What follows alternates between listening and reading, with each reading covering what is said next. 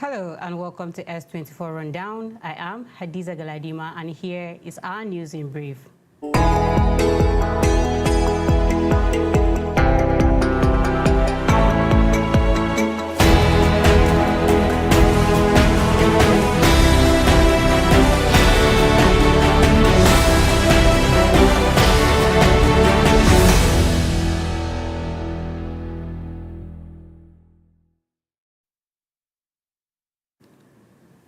To start with, the Nigerian National Assembly has strengthened collaboration with stakeholders and international partners to tackle the country's growing food security crisis.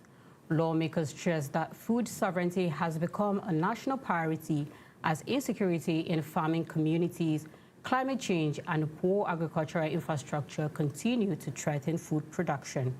Consequently, the partnership seeks to create stronger laws and policies that will improve agricultural productivity, stabilize food prices, and protect smallholder farmers across the country. Furthermore, the initiative involves the executive arm of government, development agencies, and private investors working together to implement the proposed National Food Security Act. Also, in loan assessment, the federal government is currently in talks with the World Bank over a fresh $1.25 billion loan facility aimed at supporting ongoing economic reforms. If approved, the funding will push the World Bank's total commitment to Nigeria under the current administration beyond $10 billion, covering sectors such as agriculture, power, and social protection.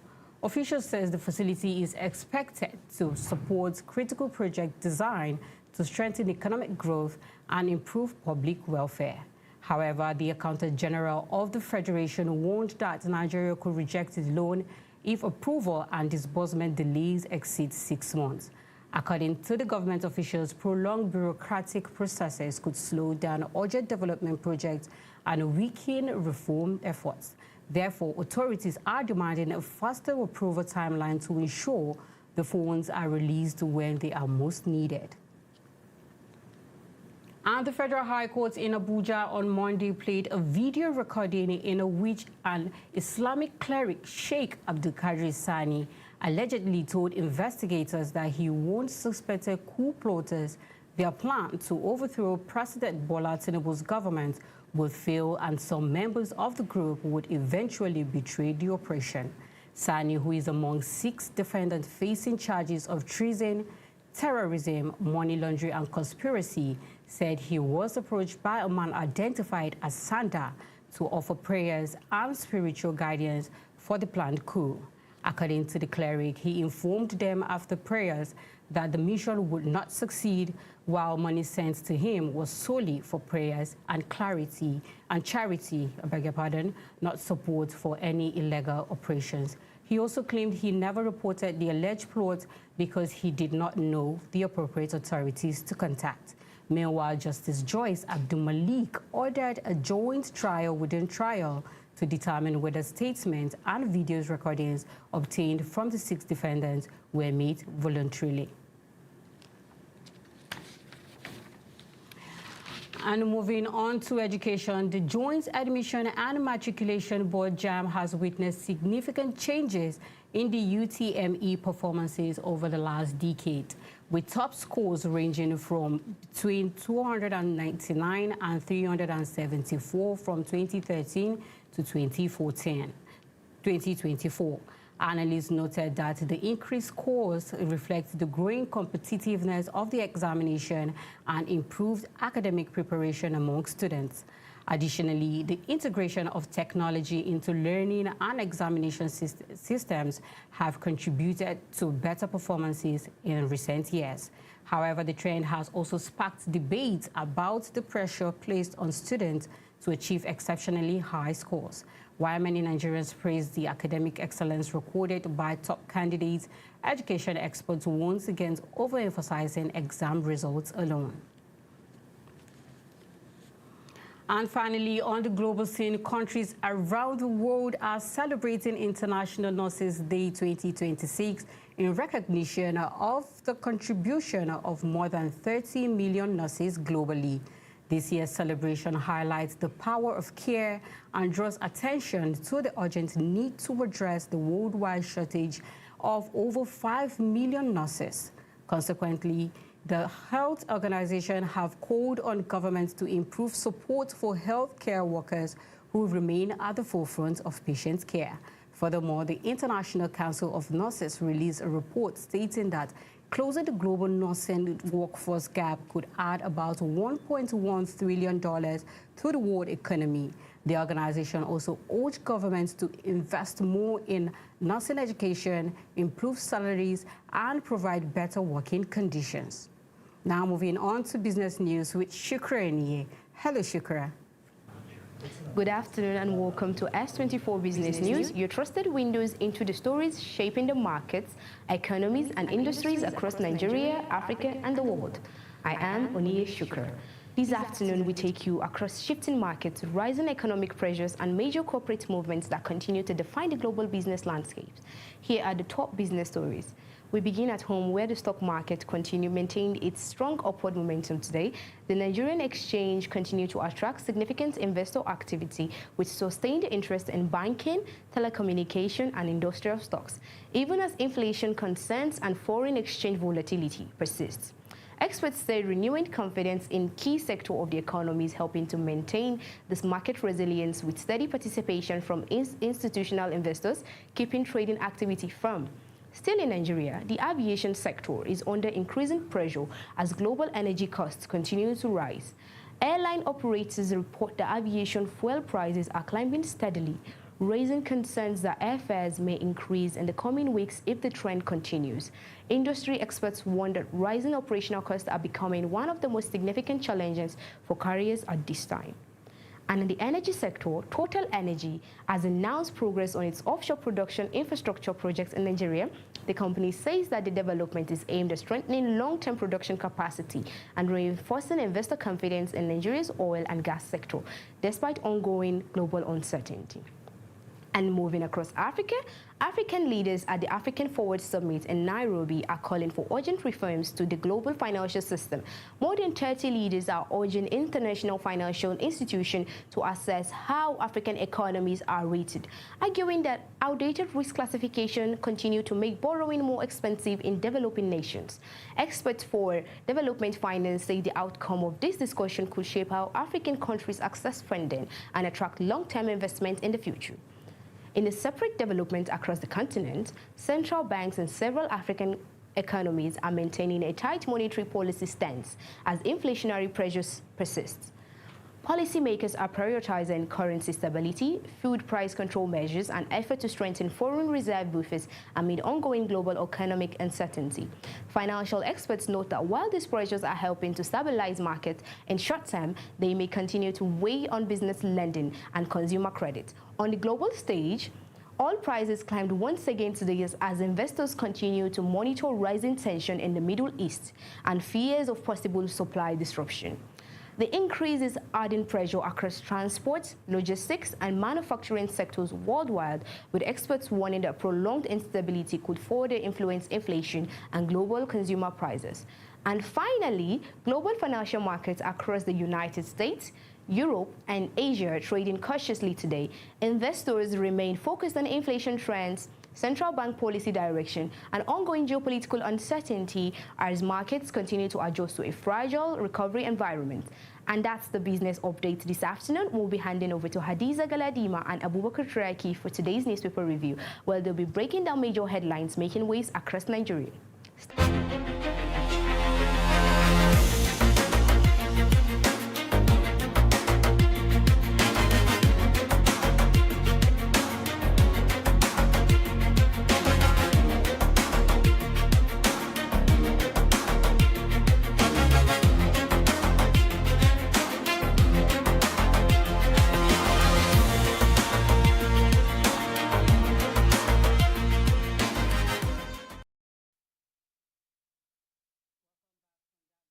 Now, moving on is the newspaper review with Abubakar Turaki as usual. Abubakar, welcome back.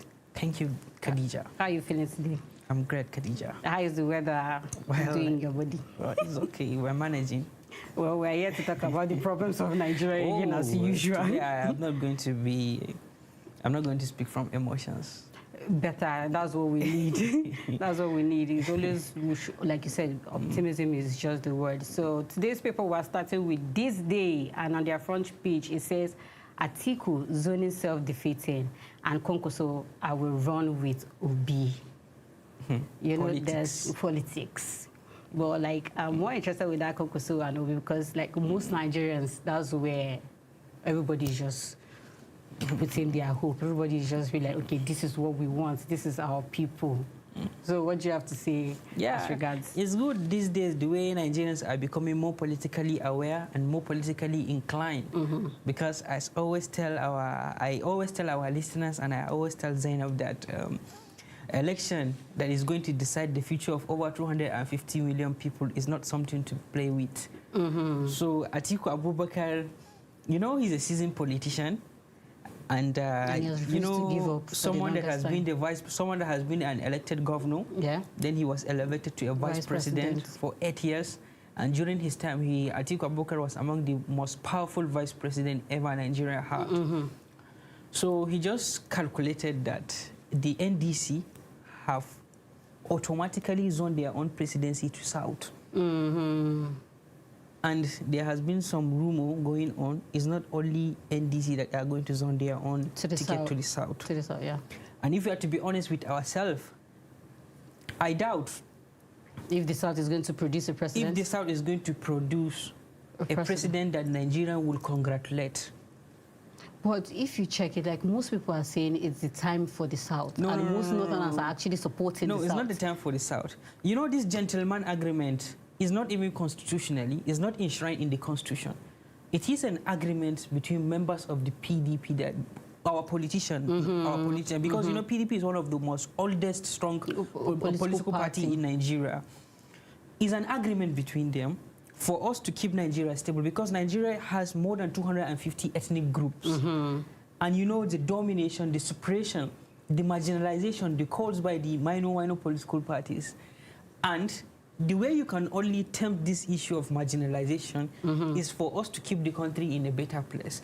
If the northern part of the country produced president for 8 years, let our fellow counterparts from the southern part of the country produce their own. And if you can remember, Goodluck Jonathan came from the southern part of the country. And the people that are in the NDC, most of them are previous members of the PDP.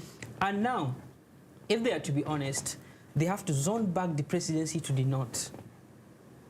So Atiku saying that because anywhere Atiku go, he must be the one to clinch that ticket, whether they like it or not. But he has done this over and over again. How is he so sure that 2027 will be that ticket, that ticket will be there for him, and that 2027, that presidency he has been chasing for the longest time is actually going to come into fruition, because he has been hoping for the longest time. So what does he think will make this time around different for him? Hope.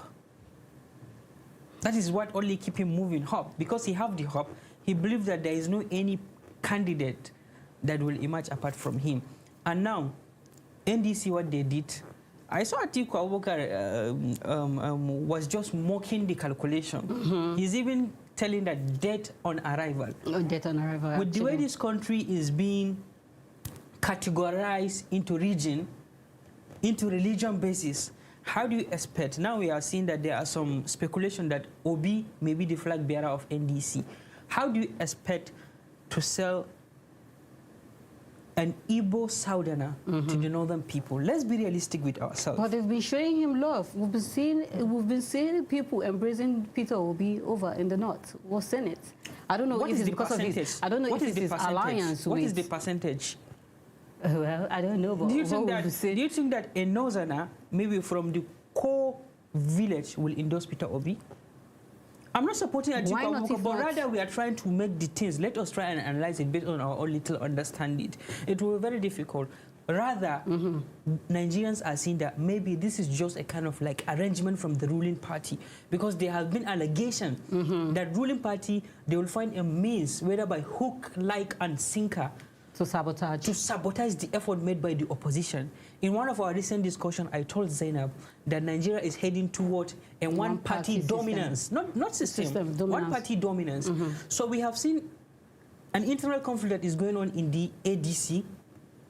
NDC now, they have zoned their own ticket to the south, which is a wrong calculation to Atiku Abubakar. Even recently, we saw a conflict that have started coming up in the SDP, Social Democratic Party.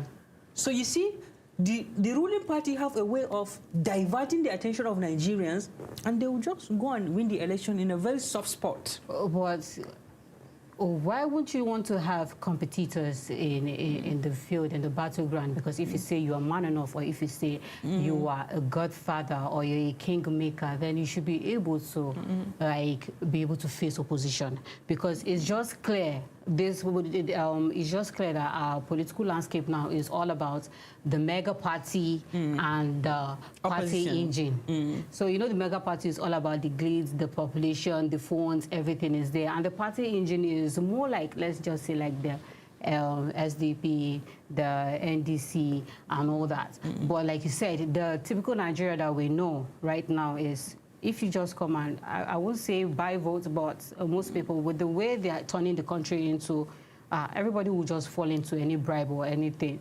Well, that politics aside, Khadija, let me respond to this before we move on, please. Okay. If you say that, like, why is it that this thing has been occurring? Let's be realistic with ourselves. Let's speak on what Nigerians are saying. When the ruling party came, even the person that left before the incumbent president, he kept on mentioning what? Words. Jikima. Yeah, that when I leave, you'll know that you know somebody. So if truly that a free, fair, credible, and acceptable election is going to be conducted, I doubt if the ruling party will see the light of the day. And I think that's what they know, and that's why they don't want to even give that room and that opportunity for something like that to happen, because most Nigerians are even saying, even if this election should take place or it should happen, it's not an election, because they already know the outcome. Well, and if our academia will change the name of the election that we are conducting in Nigeria, instead of election, let them make it coronation. Coronation or selection. Well, politics aside, now we'll move on to like Daily Independence front page, which says FG and the World Bank talks over second largest $1.25 billion loan. Abubakar, if you convert that money to Nigerian currency, is like almost 1.7 trillion naira, and there's a federal warning that comes with this loan. Like, if you do not hesitate this loan, like you're not going to collect it. Do you think Nigeria? Do you think you're looking for something and you're actually giving me a federal warning of, if you don't hasten my loan, I'm not going to give you? So Abubakar, do you know the reason why the government are trying to push in order to get this loan? Why? Allegedly. Why? 2027 election. But they should be able to fund it from their pockets. And if care is not taken, Nigerian government will start borrowing from OP. Abubakar, I don't think OP might have the money. Let's be realistic now. When this government came into board, they withdrew subsidy. And we're expecting that from that place, from that very moment that he made it clear that the subsidy has gone, I didn't expect this government to continue right from borrowing. The day of swearing in. You withdrew subsidy in virtually everything, and now you are still borrowing to do what? That was the same question that Sanusi asked. Why are you still borrowing if you have taken out the subsidies? Why? But recently, there is one program here in S24 Inside, a professor of economics, I think Professor Uchenna, he made it clear that borrowing is not bad. As long as we are going to channel it into a productive project. But we need to ask ourselves, are we really borrowing for infrastructure, or we are borrowing to consume? They actually highlighted it earlier that they are borrowing for agriculture. I don't really believe with this. You know, when you are in power, you have the media, you have everything. They are dancing into your tune, especially with the way things are going in African politics and Nigeria at large.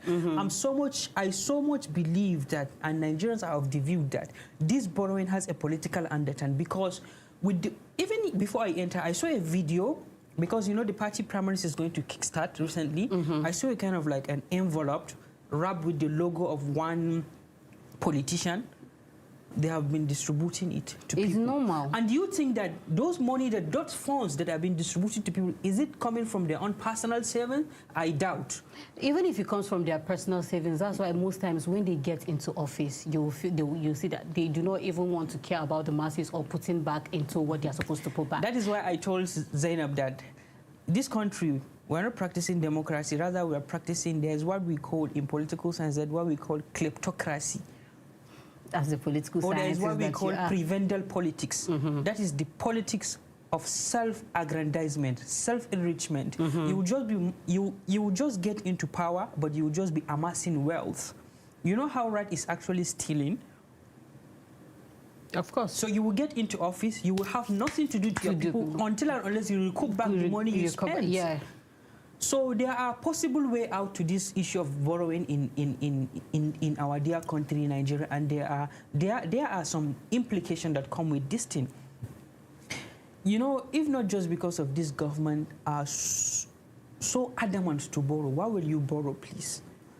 Let us try and harness our own IGR, our border, our inland and waterways. Let us generate our revenue there. We should not just be borrowing day in, day out. Borrowing is good, but we should not always be borrowing. There will be a time when we are going to hand over a skeleton country to people that are going to come after us. And do you think that we have done justice to them?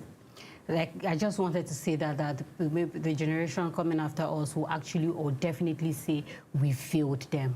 We failed them. Actually. I was having a conversation with a public figure here in this country. He was one time a minister of FCT. He was just lamenting. He was lamenting. He's almost 70-something years old, saying that they inherited bad country. I was like, if a person that enjoy virtually free education, free medical care, he's saying that they inherited a bad country, what are we going to say? Or what are our children We that during our time, subsidy was removed, ASU strike, everything we were experiencing what is currently going on. So talk less of people that are going to come after us. What type of country are we going to hand over to them? We need to be honest in terms of taking good care of this country. Like myself, Abubakar, I don't think if I have any country apart from Nigeria, and I'm proud to be a Nigerian always. One thing with Nigerians is we are always proud to be Nigerians. But then again, there's this culture we've always adapted, and I think is very bad and very wrong, is Nigerians, we are synonymous with suffering and smiling. You only complain and complain and complain and complain, and at the end of the day, what changes? No, there will be a change, Khadija. I so much believe that before the coming of this administration, it was PDP. It was PDP that was in power. Yes. And there has been calls calling the PDP government that they have failed to deliver everything, and Nigerians kick out PDP out of office. And I believe as Nigerians continue to do the needful and pray, well, maybe there will be a time when Nigeria will enjoy 24/7 electricity, 24/7 security, and 24/7 everything. Nigeria will be far better than America. Okay. Like I would say, Nigeria, my country, our problem will never cease to end or finish, because it's always one story. I always make a promise to Zainab that I tell Zainab that we die here. So even if I'm not alive, maybe people that are going to come after me, tell them that they should keep on the optimism, because optimism makes us moving. That's what I just wanted to say, Mr. Optimistic. Yeah, I'm optimistic. The man who the chair fits. That's what I was just telling you yesterday. Yeah, Nigerians will be optimistic. This our country will be great. One day, Nigeria will be great. Let me borrow your word, Abubakar. Nigeria. Let's leave Nigeria problem for tomorrow, because we'll definitely come back here and talk about them. Well, that's it from a newspaper review today. Up next is our S24 reports, coming up after the break.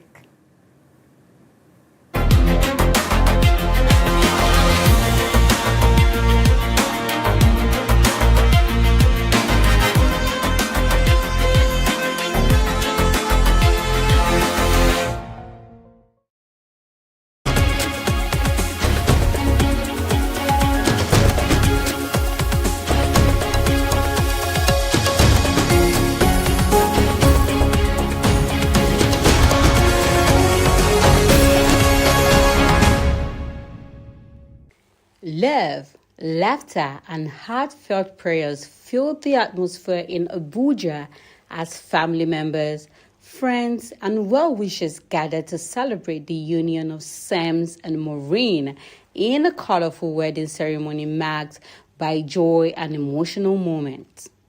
The event brought together